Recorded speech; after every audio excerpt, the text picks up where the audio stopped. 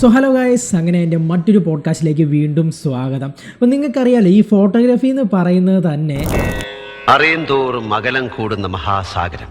അതെ, നിങ്ങൾ ഓരോ കാര്യങ്ങൾ അറിയും തോറും അല്ലെങ്കിൽ ഈ ഫീൽഡിലേക്ക് ഇറങ്ങും തോറും ഇങ്ങനെ കടൽ പോലെ കിടക്കുകയാണ് നിങ്ങൾക്ക് പഠിക്കാനും അറിയാനും ഉള്ള ഓരോരോ കാര്യങ്ങൾ. അപ്പോൾ ഞാനിപ്പോൾ അതിനെ ബേസ് ചെയ്തിട്ടൊരു സംഭവമാണ് ആക്ച്വലി പറയാൻ വേണ്ടി പോകുന്നത്. വേറെ ഒന്നുമല്ല, ഈ ഫോട്ടോഗ്രാഫി അല്ലെങ്കിൽ എന്താ പറയുക, ഈ ഒരു ഫീൽഡിൽ തന്നെ മെയിനായിട്ട് വേണ്ട ഒരു സംഭവമാണ് ലൈറ്റിംഗ്. ഞാൻ ഇതിന് മുന്നേ ലൈറ്റിങ്ങിനെ പറ്റി ഞാൻ പറഞ്ഞിട്ടുണ്ട്. ഒരുപാട് ടൈപ്സ് നമുക്ക് ലൈറ്റിംഗ് സെറ്റപ്പ് നമുക്ക് ചെയ്യാൻ പറ്റും. ഇപ്പോൾ ഒരു ഇൻഡോർ എടുത്തു കഴിഞ്ഞാൽ അല്ലെങ്കിൽ ഒരു ഔട്ട്ഡോർ പോയി കഴിഞ്ഞാൽ, ഔട്ട്ഡോർ അല്ല കൂടുതലും ഇൻഡോറൊക്കെയാണ്. ഇൻഡോർ എടുത്തു കഴിഞ്ഞാൽ അല്ലെങ്കിൽ നിങ്ങളൊരു സിനിമ കണ്ടാൽ, ഒരു ഷോർട്ട് ഫിലിം കണ്ടു കഴിഞ്ഞാൽ നിങ്ങൾക്ക് ഏറെക്കുറെ ലൈറ്റിംഗ് എങ്ങനെയാണെന്ന് മനസ്സിലാവും. ഒരു വീഡിയോ എടുത്തു കഴിഞ്ഞാൽ അല്ലെങ്കിൽ നമ്മളൊരു ഫ്രെയിം വെച്ചിട്ട് ഒരു വീഡിയോ എടുത്തു കഴിഞ്ഞാൽ അതിൽ ലൈറ്റിംഗ് ചെയ്യുമ്പോൾ വരുന്ന ആ ഒരു വ്യത്യാസം, അല്ലെങ്കിൽ ആ ഒരു ലൈറ്റിംഗ് ചെയ്യുമ്പോൾ കിട്ടുന്ന ആ ഒരു ഫീൽ ഉണ്ടല്ലോ, ആ ഒരു ഫീൽ എങ്ങനെയാണെന്നുള്ളത് നിങ്ങൾക്ക് ഒരു വീഡിയോ എടുക്കുമ്പോൾ അല്ലെങ്കിൽ ഒരു സിനിമാറ്റോഗ്രാഫർ അല്ലെങ്കിൽ ഒരു ഫോട്ടോഗ്രാഫർ എന്നുള്ള നിലയ്ക്ക് നിങ്ങൾക്ക് നല്ല രീതിക്ക് മനസ്സിലാവും ഒരു ലൈറ്റിംഗ് ചെയ്യുമ്പോൾ വരുന്ന വേരിയേഷൻ എന്താണെന്നുള്ളത്.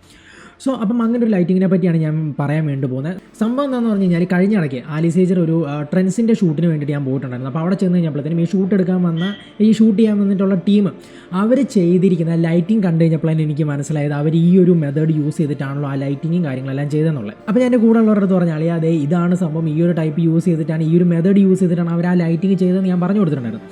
അപ്പോൾ ആ ഒരു ലൈറ്റിംഗ് നിങ്ങളുമായിട്ട് ഷെയർ ചെയ്യാൻ വേണ്ടിയാണ് ഞാൻ ആക്ച്വലി വന്നത്. അപ്പോൾ സംഭവം എന്താണെന്ന് പറഞ്ഞാൽ, നിങ്ങൾക്കറിയായിരിക്കും, റെംബ്രാൻഡ് ലൈറ്റിംഗ് എന്ന് അതിനെ പറയും. റെംബ്രാൻഡ് ഹാർമൻസൂൺ എന്നാണ് ഈ ഒരു ആർട്ടിസ്റ്റിൻ്റെ പേര്. ഒരു ഗോൾഡൻ ഏജ് ഡച്ച് പെയിൻ്ററാണ് ആൾ. One of the greatest visual artist ആയിരുന്നു ഇദ്ദേഹം. അപ്പോൾ ഈ പുള്ളിയുടെ എല്ലാ പെയിൻറ്റിങ്സും നിങ്ങൾ ശ്രദ്ധിച്ച് നോക്കിക്കഴിഞ്ഞാൽ നിങ്ങൾക്ക് കറക്റ്റ് മനസ്സിലാവും. കണ്ണിൻ്റെ താഴെ ഈ മൂക്കിൻ്റെ ഏറെക്കുറെ ഈ ഒരു ഭാഗത്തായിട്ട്, കണ്ണിൻ്റെ താഴെ ഏറെക്കുറെ ഈ ഒരു ഭാഗത്തായിട്ട് ഒരു ട്രയാങ്കിൾ ഷേപ്പിലായിരിക്കും ആക്ച്വലി ഇദ്ദേഹം പെയിൻറ്റിങ് ചെയ്യുന്നത്.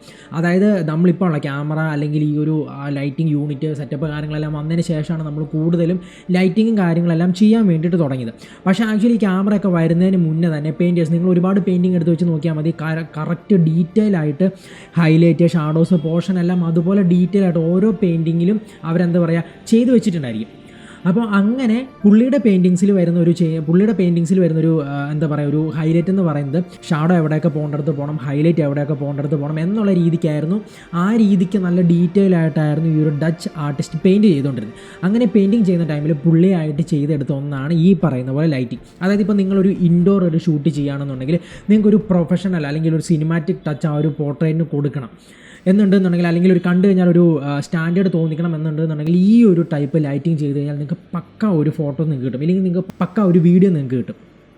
ഇത് സംഭവം ചെയ്യാൻ വലിയ പാടൊന്നുമില്ല, സിമ്പിളാണ്. ശരിക്കും പറഞ്ഞാൽ ഒരു ലൈറ്റ് അല്ലെങ്കിൽ 2 ലൈറ്റ് യൂസ് ചെയ്തിട്ട് നിങ്ങൾക്ക് സുഖമായിട്ട് ചെയ്യാൻ പറ്റും. അതായത് വേറൊന്നുമല്ല, ഒരു ലൈറ്റ് ഒരു റിഫ്ലക്ടർ നിങ്ങളുടെ ഫേസിൻ്റെ സൈഡിൽ, അതായത് നിങ്ങളുടെ ഈ ഒരു എൻറ്റയർ പോർഷൻ കവർ ചെയ്യുന്ന രീതിക്ക് ഒരു ലൈറ്റും, ഈ ഒരു സൈഡിൽ അതായത് നമ്മുടെ ഫേസിൻ്റെ ഈ ഒരു സൈഡിലായിട്ട് ഒരു റിഫ്ലക്ടറോ അല്ലെങ്കിൽ മറ്റൊരു ലൈറ്റോ കൊടുത്തു കഴിഞ്ഞാൽ സുഖമായിട്ട് നമുക്ക് ഇവിടെ ഒരു ട്രയാങ്കിൾ ഷേപ്പ് വരുന്ന രീതിക്ക് നമുക്കൊരു ലൈറ്റപ്പ് സുഖമായിട്ട് ചെയ്തെടുക്കാൻ പറ്റും. ഒരു ഇൻഡോറൊക്കെ ചെയ്യുകയാണെന്നുണ്ടെങ്കിൽ നിങ്ങൾക്ക് ഈ പറഞ്ഞ ഒരു സ്റ്റാൻഡേർഡ് സെറ്റപ്പ് അല്ലെങ്കിൽ ഒരു ഹൈ ക്വാളിറ്റി സെറ്റപ്പ് ഫീൽ ചെയ്യണം എന്നുണ്ടെന്നുണ്ടെങ്കിൽ ഈ ഒരു രീതിക്ക് നിങ്ങൾക്ക് ലൈറ്റപ്പ് ചെയ്ത് കഴിഞ്ഞാൽ നിങ്ങൾക്ക് സുഖമായിട്ട് ഒരു നല്ലൊരു ഇമേജ് നിങ്ങൾക്ക് അല്ലെങ്കിൽ നല്ലൊരു വീഡിയോ നിങ്ങൾക്ക് ക്രിയേറ്റ് ചെയ്യാൻ പറ്റും. നിങ്ങൾക്ക് ഗൂഗിളിൽ കയറി നോക്കിക്കഴിഞ്ഞാൽ ഒരുപാട് ഈ മെത്തേഡ് വെച്ച് യൂസ് ചെയ്ത ഒരുപാട് പോർട്രേറ്റ്സ് നിങ്ങൾക്ക് കാണാൻ വേണ്ടി പറ്റും. ആ കാണുമ്പോൾ തന്നെ നമുക്കറിയാം ആ ഒരു ഫോട്ടോയ്ക്ക് കിട്ടുന്ന ഒരു സ്റ്റാൻഡേർഡ് ഫീലിംഗ് അല്ലെങ്കിൽ ഒരു എന്താ പറയുക, ഒരു സംഭവം നിങ്ങൾക്ക് തന്നെ ഫീൽ ചെയ്യാൻ പറ്റും. ആക്ച്വലി ഇദ്ദേഹമാണ് ഈ ഒരു പെയിൻറ്റിങ്ങിലൂടെ ഈ ഒരു ലൈറ്റിംഗ് സെറ്റപ്പ് ആദ്യമായിട്ട് കൊണ്ടുതന്നത്. അപ്പോൾ അതുകൊണ്ടാണ് റെംബ്രാൻഡ് ലൈറ്റിംഗ് എന്ന് പറയുന്നത്. അപ്പം ഞാൻ പറഞ്ഞ ഒരുപാട് സിനിമാറ്റിക് എന്താ പറയുക, ഒരുപാട് വീഡിയോസ് നിങ്ങൾ ഡീറ്റെയിൽ ആയിട്ട് വാച്ച് ചെയ്യുന്ന ആൾക്കാരാണെന്നുണ്ടെങ്കിൽ നിങ്ങൾ നോക്കിക്കഴിഞ്ഞാൽ ഒരുപാട് സിനിമാസിൽ, ഒരുപാട് വീഡിയോസിൽ അല്ലെങ്കിൽ ഒരുപാട് ഫോട്ടോസിൽ നിങ്ങൾക്ക് ഈ ഒരു സംഭവം കാണാൻ പറ്റും. അപ്പോൾ ഈ ഒരു സംഭവം നിങ്ങളുമായിട്ട് എനിക്ക് ഷെയർ ചെയ്യണമെന്നുണ്ടായിരുന്നു.